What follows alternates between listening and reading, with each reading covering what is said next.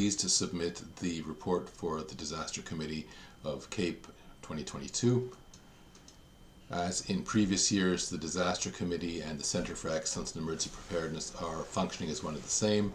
The Centre for Excellence includes all members of the Disaster Committee as well as other specialties that respond to disasters such as nursing, EMS, and so on. Our key areas of focus this year were education, clinical support, and advocacy. We occasionally have research as well. This year there was no research. Focusing on education. As some of you are aware, we are developing an online disaster preparedness course for healthcare facilities. The curriculum and the faculty are in fact pretty much defined, and the question was who to develop the course with. We were in negotiations, in fact advanced negotiations with the University of Ottawa. However, a few months ago this fell apart and we have not had a chance to revisit that. So currently this is on hold, but we will return to it. With regards to conferences, we had a very successful conference in Israel in January 2000, and it was a chance for a small group of disaster receivers from Canada to see the Israeli system, to visit hospitals, to visit frontline areas, to visit with their EMS and so on. The popularity of this was such that there was a request to do it again.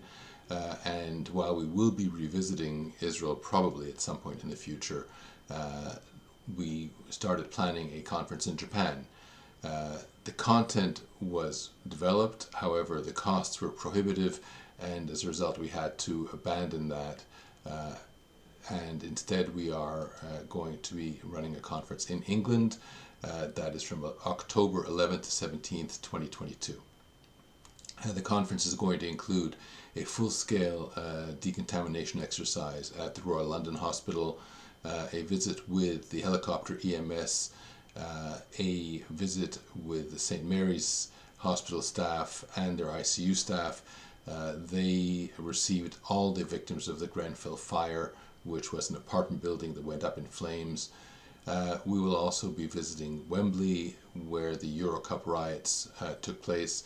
The point of that visit is to look at mass gatherings and how to prepare. The person who's going to be leading us through that is the person who wrote the Royal Report on the riots and the problems that occurred as a result.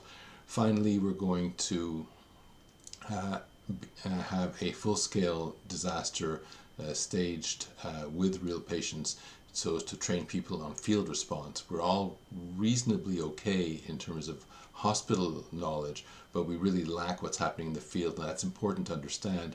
So we are setting up a full-scale disaster with patients and so on.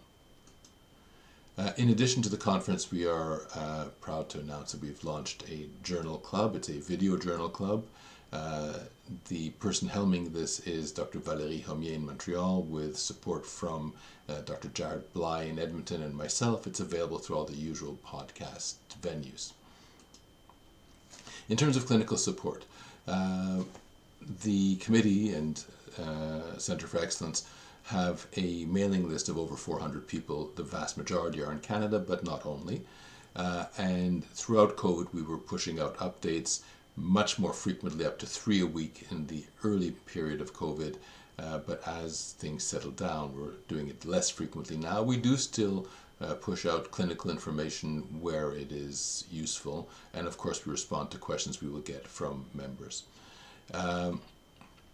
The other thing we provide support to is we have members of the Disaster Committee also sit on the discussion groups of CHEPA, which is the Canadian Hospital Emergency Preparedness Association. These are people who deal with hospital emergency preparedness. They're non-clinicians. They're the operational folk who prepare stuff so that we can do what we need to do. So we provide them with clinical support because they occasionally will need a physician's viewpoint. And of course we were involved, primarily I was involved in the position statements on AGMP and so on. Insofar as advocacy is concerned, The Disaster Committee is providing input into the Task Force on the Future of Emergency Medicine, which I'm sure the board is familiar with, and I sit on that steering committee. And that is the summary for 2022.